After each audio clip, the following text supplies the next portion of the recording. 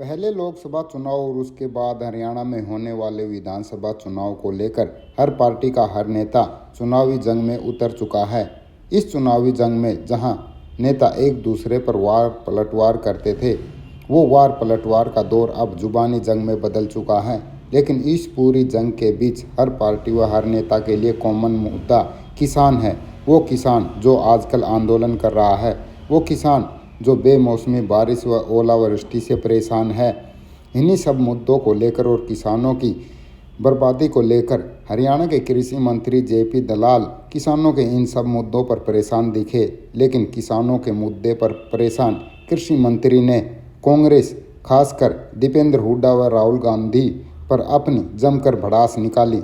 सुनिए कृषि मंत्री जेपी दलाल ने किस प्रकार से किसानों को भरोसा दिलाया है और किस प्रकार से दीपेंद्र हुड्डा व राहुल गांधी पर निशाना साधा है।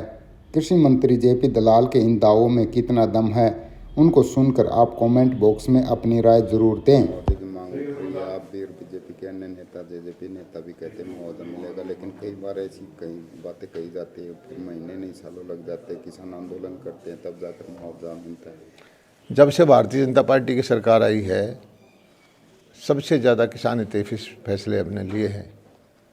9,000 करोड़ रुपये बीमा कंपनियों से हमने दिलवाए और 5,000 करोड़ के आसपास खराबे के पैसे दिए। इससे पहले जो कांग्रेस की सरकारें थी, उससे किसान ध्यान दे कि कितना गुना हमने ज़्यादा पैसा दिया है। और हमने नीति बना रखी है अब कि जो ही कोई प्राकृतिक आपदा आती है, ओला आता है और कुछ आता है, तो हम पोर्टल खोल देते हैं और क्षतिपूर्ति पर किसान भाई चढ़ा देते हैं। हर किसान से मेरी प्रार्थना है कि वो जिसको नुकसान है अपना चढ़ाए, उसको वेरीफाई करवा करके जल्दी से जल्दी हम जो है जो खराबे का पैसा उसको देंगे। ये विपक्षी पार्टियां बेकार में बयानबाजी करती हैं। इन्होंने किसानों के हित में कोई काम नहीं किया, ना किसानों में से इनकी सहानुभूति है। सिर्फ प्रचार करने के लिए ऐसे बयान देती है।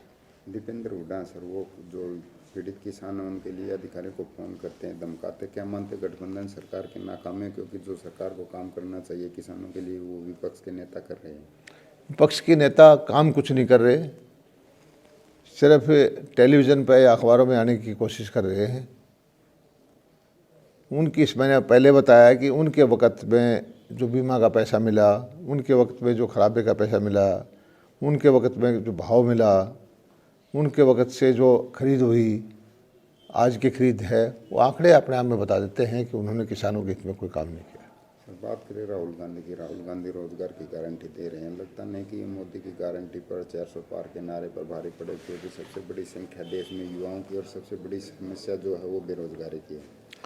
आज दुनिया में सबसे लोकप्रिय नेता नरेंद्र मोदी हैं